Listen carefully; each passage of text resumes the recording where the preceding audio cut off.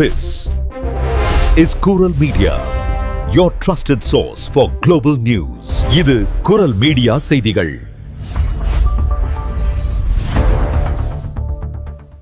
இது குரல் மீடியாவின் இன்றைய பிரதான செய்திகள். செய்திகளை வாசிக்கும் நான் கோகுலநாதன் தமிழினி. முதலில் தலைப்புச் செய்திகள். பிரான்சில் கடும் புயல் தாக்கி 2 பலி. பல வீடுகளில் மின்தடை மற்றும் ரயில் போக்குவரத்து பாதிப்பு.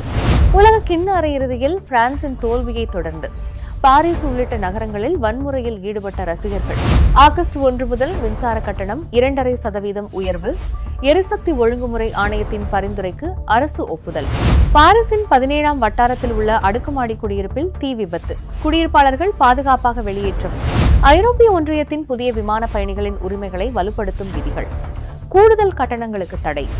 யூத வழிபாட்டு தலத்தின் நுழைவு வாயிலில் ஸ்வஸ்திகா சின்னங்கள் மற்றும் அவமதிப்பு வாசகங்கள். குற்றவாளிகளை தேடும் காவல்துறையினர். பிரான்சில் பாராசிட்டமால் மருந்தின் விலையை குறைக்க அரசு திட்டம். உற்பத்தியாளர்கள் மற்றும் மருந்தகங்கள் கடும் எதிர்ப்பு. பிரான்சில் நெடுஞ்சாலை கட்டண முறையை பயன்படுத்தி புதிய மோசடி. வாகன ஓட்டிகளுக்கு விடுக்கப்பட்டுள்ள எச்சரிக்கை. தொடர்பான விரிவான செய்திகள். உறவுகளுடைய இழப்பு அப்படின்றது ஈடு செய்ய முடியாதது. ஆனா அந்த இழப்பு செய்தியை பிரசுரிக்க அதிக பணத்தையும் இழக்க வேண்டுமா? இனிமே அப்படி தேவையில்லை. உங்கள் கண்ணீர் துடைக்க கண்ணீர்.com நாடுங்கள். உங்கள் உறவுகளின் அறிவித்தல்களை மிக குறைந்த சேவை கட்டணத்தோடு பிரசுரியுங்கள். அதிக பணத்தை அள்ளி வீச தேவையில்லை. கண்ணீர்.com உங்கள் கவலைகளின் இணைய பங்காளி. பிரான்சின் பல பகுதிகளில் வியாழக்கிழமை மாலை வீசிய கடுமையான புயல் காரணமாக இஸ்ஸர் மற்றும் ஹவுத்துவியன் ஆகிய மாவட்டங்களில் 2 உயிரிழந்தனர். பலத்த காற்று மற்றும் ஆலங்கட்டி மழையால் தென்கிழக்கு பிராந்தியங்களில் கடும் பாதிப்பு ஏற்பட்டுள்ள நிலையில் அப்பகுதிகளுக்கு மெட்டியோ பிரான்ஸ் அமைப்பு இடியுடன் கூடிய மழைக்கான ஆரஞ்சு எச்சரிக்கையை விடுத்துள்ளது. இஸ்ஸர் மாவட்டத்தின் டொலமியோ பகுதியில் மின்னல் தாக்கி தீப்பிடித்த உலோக நிறுவனத்தில் தீயணைப்பு கருவியுடன் உள்ளே சென்ற அதன் உரிமையாளர் உடல் கருகி உயிரிழந்தார். அதேபோல் ஹவுத்துவியன மாவட்டத்தின் செயின்ட் விக்டர்னியன் பகுதியில் பலத்த காற்றினால் மரங்கள் சாய்ந்ததில் 30 வயது மதிக்கத்தக்க பெண் ஒருவர் உயிரிழந்துள்ளார். இந்த 2 இறப்புகள் குறித்தும் சம்பந்தப்பட்ட அரசு வழக்கறிஞர் அலுவலகங்கள் தீவிர விசாரணையை தொடங்கியுள்ளன. புயலின் தாக்கத்தால் வெள்ளிக்கிழமை காலை நிலவரப்படி நாடு முழுவதும் சுமார் 53,000 வீடுகளில் மின்சாரம் துண்டிக்கப்பட்டுள்ளதாக எனடிஸ் நிறுவனம் அறிவித்துள்ளது. இதில் ஆவர்னர் ரோனல்பஸ் மற்றும் நூவல் ஆக்விடைன் பிராந்தியங்கள் அதிகளவில் பாதிக்கப்பட்டுள்ளன. மின் விநியோகத்தை சீரமைக்கும் பணிகள் முழுவீச்சில் நடைபெற்று வருகின்றன. மேலும் ரயில் பாதைகளில் மரங்கள் முறிந்து விழுந்ததன் காரணமாக பாரிஸ், டுலூஸ் மற்றும் பாரிஸ், லிமோஷ் இடையிலான இரவு மற்றும் காலை நேர ரயில் போக்குவரத்துகள் 2 முதல் 6 மணி நேரம் வரை தாமதமாகியுள்ளதாக SNCF நிறுவனம் தெரிவித்துள்ளது. உலக கிண்ண கால்பந்து தொடரின் அரையிறுதிப் போட்டியில் ஸ்பெயின் அணியிடம் 2-0 என்ற கோல் கணக்கில் பிரான்ஸ் தோல்வியடைந்தது. இதனைத் தொடர்ந்து பாரிஸ், லியான் உள்ளிட்ட நாட்டின் பல்வேறு நகரங்களில் ரசிகர்கள் சிலர் வன்முறையில் ஈடுபட்டனர். கலவரத்தை கட்டுப்படுத்த காவல்துறையினர் கண்ணீர் புகை குண்டுகளை பயன்படுத்தினர். வன்முறையாளர்கள் காவல்துறையினர் மீது பட்டாசுகள் மற்றும் பல்வேறு பொருட்களை வீசி தாக்குதல் நடத்தியுள்ளனர். இச்சம்பவங்கள் தொடர்பாக நாடு முழுவதும் தற்போது வரை 160க்கும் மேற்பட்டோர் கைது செய்யப்பட்டுள்ளதாக உள்துறை அதிகாரிகள் தெரிவித்துள்ளனர். லியோன் நகரில் நடந்த துப்பாக்கிச் சூட்டில் ஒருவர் காயமடைந்துள்ளதாகவும் சில இடங்களில் காவல்துறையினர் மீது நேரடி தாக்குதல் நடத்தப்பட்டுள்ளதாகவும் தகவல்கள் வெளியாகியுள்ளன. இருப்பினும் பெரும்பாலான ரசிகர்கள் அமைதியான முறையிலேயே நடந்து கொண்டதாக காவல்துறை தரப்பில் விளக்கம் அளிக்கப்பட்டுள்ளது. ஆகஸ்ட் 1ஆம் தேதி முதல் மின்சார கட்டணம் 2.5% உயர்த்தப்பட உள்ளது. எரிசக்தி ஒழுங்குமுறை ஆணையம் வழங்கிய பரிந்துரையின் அடிப்படையில் அரசு இந்த விலை உயர்வை ஏற்றுக்கொண்டுள்ளது. இதன் காரணமாக ஒழுங்குபடுத்தப்பட்ட மின்சார கட்டண திட்டத்தில் உள்ள குடும்பங்களுக்கு ஆண்டுக்கு சராசரியாக 26 யூரோக்கள் கூடுதல் செலவாகும் என தெரிவிக்கப்பட்டுள்ளது. பல மின்சார ஒப்பந்தங்களும் இந்த கட்டணத்துடன் இணைக்கப்பட்டுள்ளதால் ஏராளமான வாடிக்கையாளர்கள் இதனால் நேரடியாக பாதிக்கப்படுவார்கள். எரிசக்தி ஒழுங்குமுறை ஆணையத்தின் தகவலின்படி சுமார் 19.37 மில்லியன் வீட்டு வாடிக்கையாளர்கள் இந்த ஒழுங்குபடுத்தப்பட்ட மின்சார கட்டண முறையை பயன்படுத்தி வருகின்றனர். குளிர்கால மின்சார உற்பத்தி திறனை பராமரிப்பதற்கும் மின் விநியோக வலையமைப்புகளை மேம்படுத்துவதற்கும் இந்த விலை உயர்வு அவசியம் என அரசு விளக்கமளித்துள்ளது. மேலும் மின் வலையமைப்பை பயன்படுத்தும் கட்டணம் உயர்ந்திருப்பதும் இந்த விலையேற்றத்திற்கான முக்கிய காரணமாக குறிப்பிடப்பட்டுள்ளது. பாரிஸின் 17ஆம் வட்டாரத்தில் அமைந்துள்ள பையன் வீதியில் உள்ள தனியார் அடுக்குமாடி குடியிருப்பில் நேற்று மாலை எதிர்பாராத தீ விபத்து ஏற்பட்டது. ஜூலை 16ஆம் தேதி மாலை சுமார் 7:30 மணியளவில் 6 மாடிகளை கொண்ட இந்த கட்டடத்தின் 3வது மாடியில் உள்ள ஒரு குடியிருப்பில் இருந்து இந்த தீ பரவ தொடங்கியதாக தெரிவிக்கப்பட்டுள்ளது. தீ வேகமாக பரவி புகை மூட்டம் முழு வீதியையும் சூழ்ந்ததை அடுத்து சம்பவ இடத்திற்கு விரைந்த தீயணைப்பு படையினர் துரிதமாக செயல்பட்டு தீயை கட்டுக்குள் கொண்டு வந்தனர். முன்னெச்சரிக்கை நடவடிக்கையாக கட்டடத்தில் வசித்த அனைவரும் இரவு 8 மணியளவில் பாதுகாப்பாக வெளியேற்றப்பட்டனர். இந்த தீ விபத்தில் யாருக்கும் எவ்வித காயங்களோ அல்லது உயிரிழப்போ ஏற்படவில்லை என தீயணைப்புத் துறையினர் உறுதிப்படுத்தியுள்ளனர்.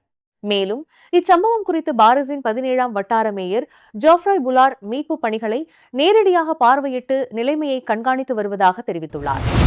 ஐரோப்பிய ஒன்றியம் விமான பயணிகளின் உரிமைகளை வலுப்படுத்தும் வகையில் தனது விதிகளில் முக்கியமான மாற்றங்களுக்கு இறுதி ஒப்புதல் வழங்கியுள்ளது.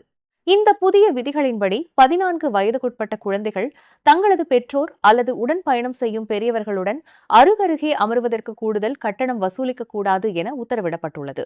அதேபோல மாற்றுத்திறனாளிகள் மற்றும் உதவி தேவைப்படும் பயணிகளுக்கும் அவர்களது துணையுடன் இலவசமாக அருகிலுள்ள இருக்கைகள் வழங்கப்பட வேண்டும். மேலும் விமான டிக்கெட் முன்பதிவு செய்யும் போதே பயணப்பொதி கட்டணங்கள் மற்றும் பிற கூடுதல் கட்டணங்கள் அனைத்தும் தெளிவாக காட்டப்பட வேண்டும். இதனால் பயணிகள் மறைமுக கட்டணங்களால் பாதிக்கப்படுவது தவிர்க்கப்படும். விமானம் தாமதம் அல்லது ரத்து செய்யப்பட்டால் இழப்பீடு பெறும் நடைமுறையும் எளிமையாக்கப்பட்டுள்ளதுடன் பயணிகளுக்கு தங்களது உரிமைகள் குறித்த தகவல்களை வழங்குவதோடு இழப்பீட்டு கோரிக்கைகளுக்கு குறிப்பிட்ட காலத்திற்குள் விமான நிறுவனங்கள் பதிலளிக்க வேண்டும் எனவும் கட்டாயமாக்கப்பட்டுள்ளது. சில இழப்பீட்டு கோரிக்கைகளுக்கான காலவரம்பு குறைக்கப்பட்டிருப்பது குறித்து நுகர்வோர் அமைப்புகள் கவலை தெரிவித்தாலும் குடும்பங்கள் மற்றும் மாற்றுத்திறனாளிகளுக்கான பாதுகாப்பு பல அம்சங்களில் மேம்படுத்தப்பட்டுள்ளதாக ஐரோப்பிய ஒன்றியம் தெரிவித்துள்ளது. இந்த புதிய விதிகள் 2027ஆம் ஆண்டின் 2ஆம் பாதியில் அமலுக்கு வரும் என எதிர்பார்க்கப்படுகிறது. பிரான்சின் தியன்வில் நகரில் உள்ள யூத வழிபாட்டு தலத்தின் நுழைவு வாயிலில் ஸ்வஸ்திகா சின்னங்களும் ஹிட்லர் வாழ்க என்ற வாசகங்களும் வரையப்பட்ட சம்பவம் பெரும் அதிர்ச்சியை ஏற்படுத்தியுள்ளது. கடந்த வாரம் கண்டறியப்பட்ட இந்த சம்பவம் குறித்து ஊடகங்கள் வெள்ளிக்கிழமையன்று செய்தி வெளியிட்டுள்ளன. இச்சம்பவம் குறித்து தியான்வில் காவல்துறையினர் தீவிர விசாரணையை தொடங்கியுள்ளனர். அப்பகுதியில் பொருத்தப்பட்டுள்ள கண்காணிப்பு கேமரா காட்சிகளை ஆய்வு செய்து இந்த செயலில் ஈடுபட்ட குற்றவாளிகளை வலைவீசி தேடி வருகின்றனர்.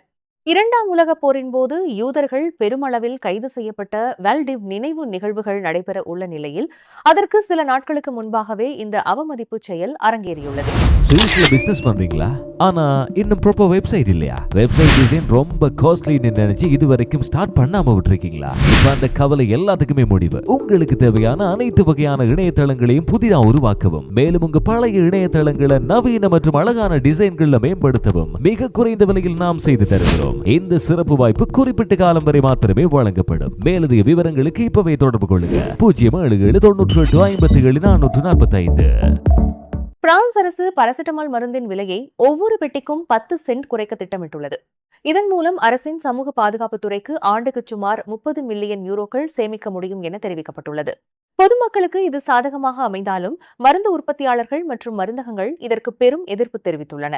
பிரான்சிலேயே பாராசிட்டமால் உற்பத்தியை மீண்டும் தொடங்கும் முயற்சிக்கு இந்த விலை குறைப்பு பெரும் பாதிப்பை ஏற்படுத்தும் என அச்சம் எழுந்துள்ளது. ஒப்பில்லா, அப்சா மற்றும் செகண்ட்ஸ் ஆகிய நிறுவனங்கள் இணைந்து 2027ஆம் ஆண்டு முதல் பிரான்சிலேயே பாராசிட்டமால் தயாரிக்க திட்டமிட்டுள்ளன. இதற்காக அரசு உட்பட பல்வேறு தரப்பிலிருந்து 140 மில்லியன் யூரோக்கள் முதலீடு செய்யப்பட்டுள்ளது. ஆசிய நாடுகளை விட பிரான்சில் இதன் மூலப்பொருளை தயாரிப்பதற்கு 60% கூடுதல் செலவாகும். இந்த சூழ்நிலையில் மருந்து விலையை குறைப்பது பொருளாதார ரீதியாக பொருத்தமற்ற செயல் என சுகாதார நிபுணர்கள் கருதுகின்றனர். பிரான்சில் அறிமுகப்படுத்தப்பட்டுள்ள தடையற்ற நெடுஞ்சாலை கட்டண முறையை பயன்படுத்தி புதிய மோசடிகள் அரங்கேறி வருகின்றன. வாகன ஓட்டிகளுக்கு குறுஞ்செய்திகள் மற்றும் மின்னஞ்சல்கள் மூலம் போலியான கட்டண கோரிக்கைகள் அனுப்பப்படுவதாக எச்சரிக்கப்பட்டுள்ளது. யூலிஸ் அல்லது விஞ்சி போன்ற அங்கீகரிக்கப்பட்ட நிறுவனங்களின் பெயர்களில் வரும் இந்த செய்திகளில் உள்ள இணைப்புகளை கிளிக் செய்தால் போலியான இணையதளங்கள் மூலம் உங்களின் வங்கி விவரங்கள் திருடப்படும் அபாயம் உள்ளது. அதிகாரப்பூர்வ கட்டணங்களை சனப் அல்லது ஆலியாயே இணையதளங்கள் மூலமாகவோ அல்லது நீரியோ சேவை உள்ள கடைகளிலோ மட்டுமே செலுத்த முடியும். எந்த ஒரு நெடுஞ்சாலை நிறுவனமும் கட்டணம் கோரி ஒருபோதும் குறுஞ்செய்தியோ மின்னஞ்சலோ அனுப்புவதில்லை என திட்டவட்டமாக தெரிவிக்கப்பட்டுள்ளது. எனவே இத்தகைய மோசடி செய்திகள் வந்தால் இணைப்புகளை கிளிக் செய்யாமல் அவற்றை 33,700 என்ற இலவச எண்ணுக்கு புகாரளித்துவிட்டு உடனடியாக அழித்து விடுமாறு வாகன ஓட்டிகளுக்கு அறிவுறுத்தப்பட்டுள்ளது. உறவுகளுடைய இழப்பு அப்படின்றது ஈடு செய்ய முடியாதது. ஆனா அந்த இழப்பு செய்தியை பிரசுரிக்க அதிக பணத்தையும் இழக்க வேணுமா? இனிமே அப்படி தேவையில்லை. உங்கள் கண்ணீர் துடைக்க கண்ணீர்.com நாடுங்கள். உங்கள் உறவுகளின் அறிவித்தல்களை மிக குறைந்த சேவை கட்டணத்தோடு பிரசுரியுங்கள். அதிக பணத்தை அள்ளி வீச தேவையில்லை. கண்ணீர்.com உங்கள் கவலைகளின் இணைய பங்காளி. நீங்கள் இதுவரை கேட்டது குரல் மீடியாவின் பிரதான செய்திகள். மேலும் இதுபோன்ற செய்திகளை அறிய குரல் மீடியாவை சப்ஸ்கிரைப் செய்யுங்கள்.